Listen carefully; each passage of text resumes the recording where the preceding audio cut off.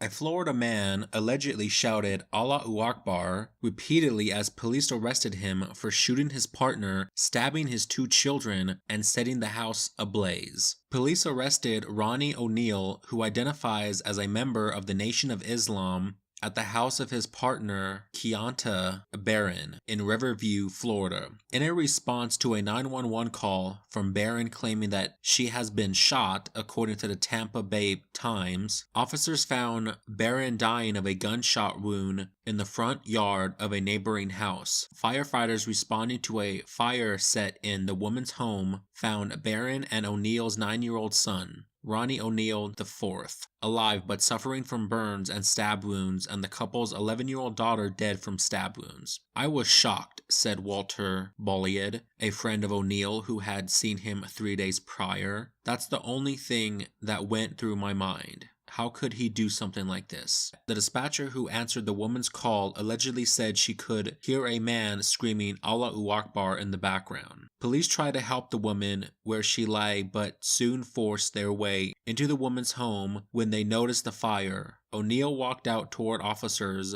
through the garage. Police officers then tased O'Neill and arrested him after he refused to comply with their orders to get on the ground. Officers said that O'Neill continuously shouted Allahu Akbar from the back of the police cruiser in which they placed him. Police charged O'Neill with 2 accounts of first-degree murder, arson, attempted murder, and resisting arrest, and booked him in Hillsborough County Jail as of Monday morning. So let me just say this real fast. I know the left will most likely just say he said it just to be outrageous, and he's not really Islamic at all, and that he doesn't represent the Islamic religion. Now, for example's sake, let's just turn the tables on this. Let's say that Mr. O'Neill was a white male and that he shouted Hail Hitler before killing his family and while he was being arrested. Do you think the left would be saying that he's not a real Nazi? That he doesn't represent Nazis? That he was just saying it to be outrageous? Absolutely fucking not, they wouldn't. And that, ladies and gentlemen, is the hypocrisy at play here. My only problem with this story is that the police officers did not shoot this man dead like an animal instead of tasing him. This man killed his daughter, tried to kill his son, and killed his girlfriend, whom he was living with, because it stated in an article that it was her house, it was her home, assuming that she was the one working and paying the bills, which is a unfortunate and disgusting common occurrence in our society now. But this man killed his girlfriend, killed their daughter, and the 9-year-old son is left alive, burnt, and has stab wounds, and that kid is going to have to grow up living with this. This man stated that he was a part of the Nation of Islam, and that he was screaming Allahu Akbar while he was performing these acts, and he was screaming Allahu Akbar while he was in the back of the police cruiser.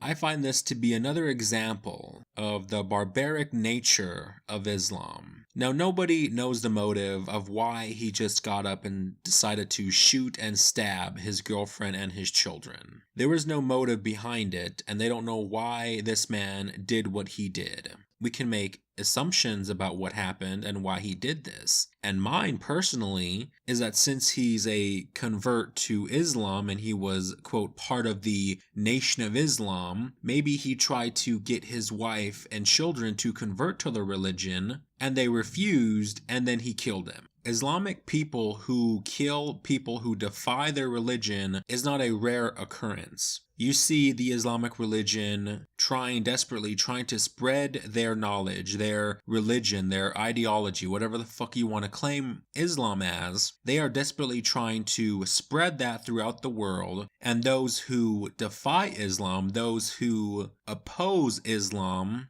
these Islamic people call for the death of these people. I did a story not too long ago about how a 17-year-old boy was up to get his head chopped off because he was making memes about Islam in Pakistan. And you had 3,000 Muslim men, 3,000 adult Muslim men going about marching, protesting, demanding that this 17-year-old boy have his head chopped off because he was posting memes. This is the kind of ideology that Islam is. It is a very barbaric and savage religion. And this is why I've said on countless occasions that Islam would not fit in America, would not fit in the Western world at large, because its ideology is based in oppression, totalitarianism, abuses, killing, and other barbaric behavior. That is the root of Islam. Now, the left would love to claim that Islam is simply a religion of peace. We've all heard it before. Islam is so peaceful. Islam is just so full of loving, compassionate people. Islamic religion is the most loving and caring religion of them all, which, if you haven't noticed by now, is complete and utter bullshit. And people dying in the name of Islam within America is becoming more and more common, despite what the left tries to hide.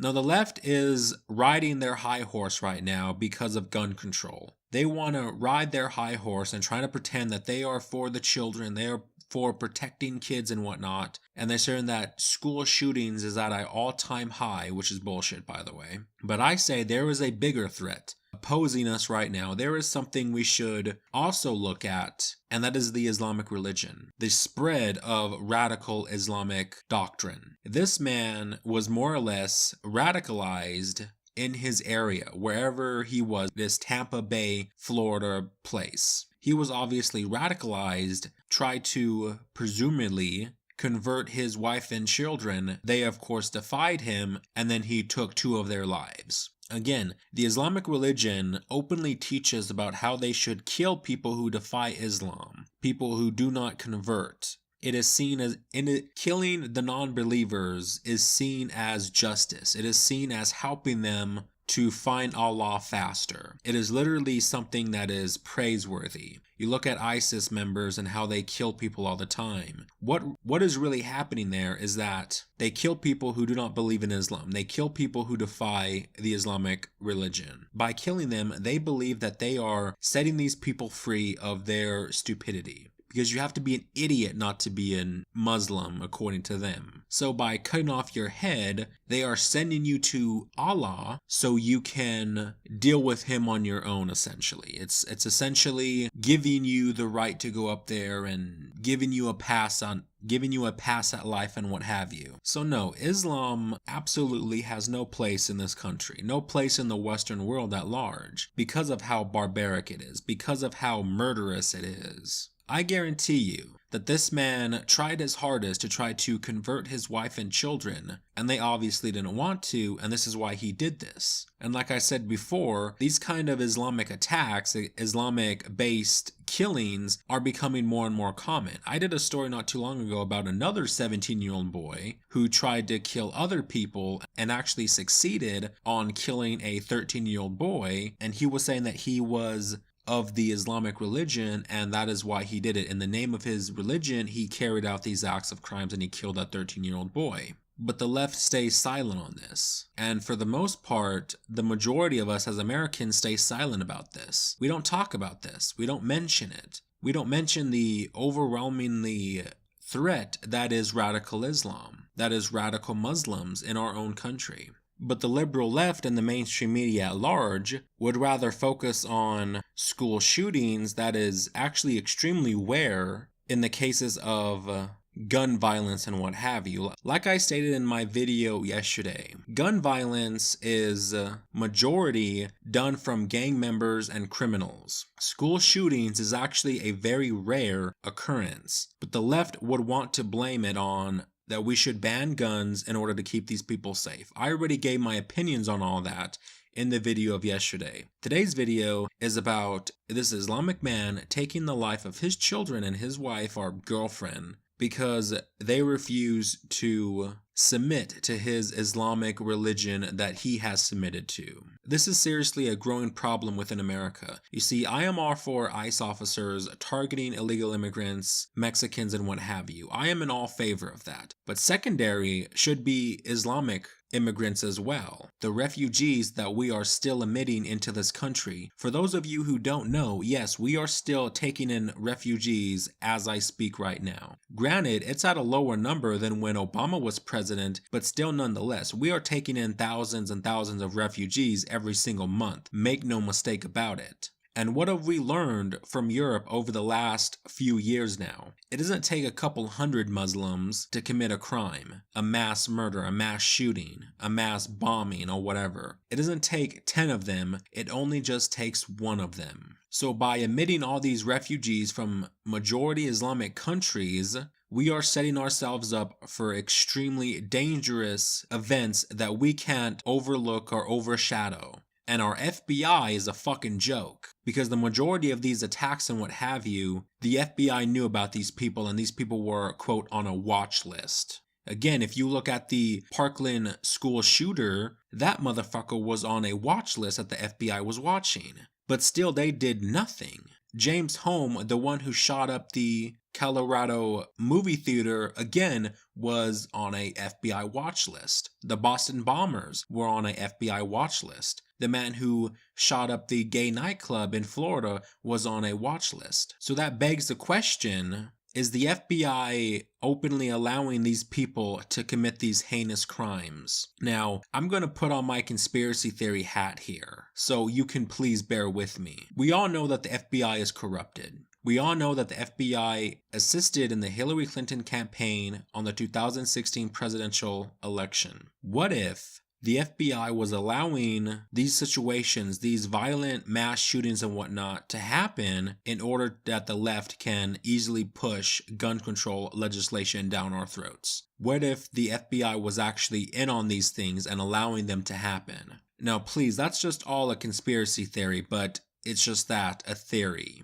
We need to worry about these radical Islamic people as much as we worry about illegal immigrants and what have you. This is an absolutely sad and barbaric and disgusting act of violence that this man committed against his family, against his own children. Remember, this 11-year-old girl that he killed was his own daughter. He stabbed her. He tried to kill his son. He burnt down the house. He shot his girlfriend. This man is fucked up in the head. And these are the type of people that Islam loves to recruit. We need to do something about this problem, about this radical Islamic problem. And a lot of these people are being radicalized at these mosques around the country. But mosques are somehow a holy grail of fucking places where you can't touch. Even though a lot of these Islamic clerics that teach at these mosques openly preach about beating your wife, killing gays, and becoming radical. We've known this. We know that these Islamic clerics in these mosques teach this kind of shit, but we still don't do anything to stop them. What the fuck are we doing as a nation?